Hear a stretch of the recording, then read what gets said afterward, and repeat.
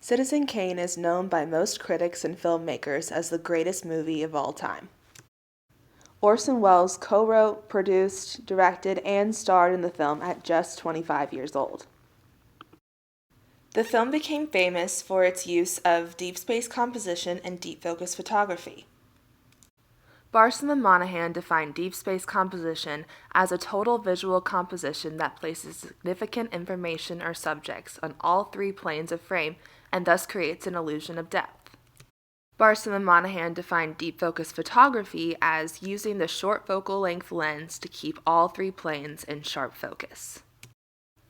According to SparkNotes, deep focus is most effective in scenes that depict Kane's loss of control and his personal isolation because it gives the audience a clear view of the space Kane commands as well as the space over which he has no power.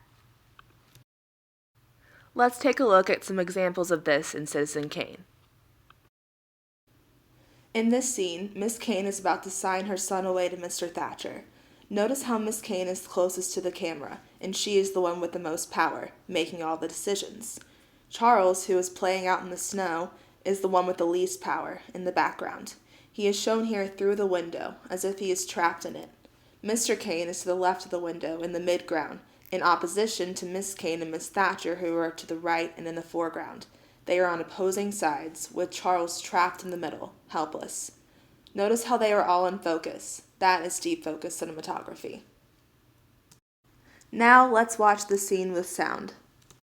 I can go to court. A father has a right to.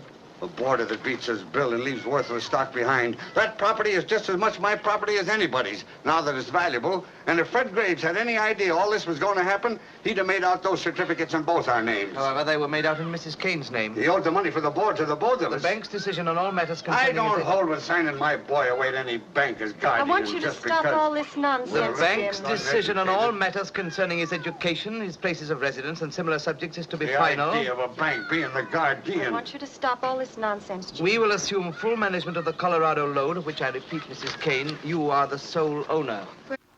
Let's look at another example. In this scene, Charles is having to relinquish power of his newspapers to Thatcher. Kane is the smallest person in the scene, and there appears to be a great distance between him and the other two men. Kane is isolated here. Over and over again, Thatcher makes decisions that undermine Kane's self-identity and sense of control. The deep space composition and deep focus photography make that really clear here. Too old to call me Mr. Thatcher, Charles.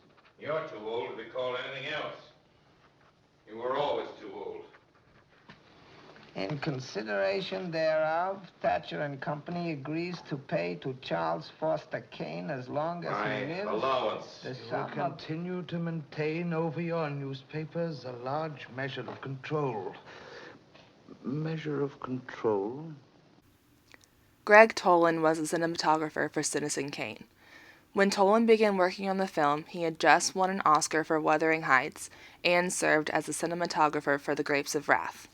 In the opening scene of Grapes of Wrath, we can see that Welles used deep focus photography in this film too. This technique was further popularized after Citizen Kane was released. In the 1946 film, The Best Years of Our Lives, you can see that Tolan continued to use deep focus photography after Citizen Kane. The following scene is reminiscent of the iconic mirror scene from Citizen Kane.